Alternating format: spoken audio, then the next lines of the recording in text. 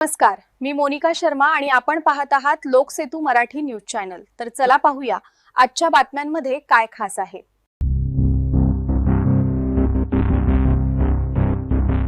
कळंबूत कौटुंबिक वादातून युवकाचा खून, आरोपी दाम्पत्याला पोलिसांनी केली अटक। शहादा तालुक्यातील कळंबू येथे कौटुंबिक वादातून एका 35 वर्षीय युवकाची निर्घृण हत्या झाल्याची धक्कादायक घटना उघडकीस आली आहे। दीपक भटू बोरसे असे मृत युवकाचे नाव असून या प्रकरणी मनोज प्रताप पाटील आणि त्यांच्या पत्नी रत्नाबाई पाटील या दाम्पत्याला सारंगखेडा पोलिसांनी अटक केली आहे। मिळालेल्या माहितीनुसार मृत दीपकच्या नात्यातील एका तरुणीच्या विवाह संदर्भातील वादातून हा प्रकार घडला। संबंधित तरुणी काही दिवसांपूर्वी कोणालाही न सांगता कळंबू येथे आल्याची माहिती मिळाल्यानंतर मनोज पाटील हा पत्नी समवेत तिचा शोध घेत दीपकच्या घरी पोहोचला।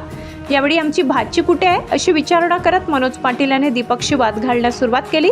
दीपकने संबंधित तरुणी आणि त्याचा भाऊ सुरतला गेल्याचे सांगितले, मात्र त्यावर विश्वास न ठेवता मनोज अधिकच आक्रमक झाला।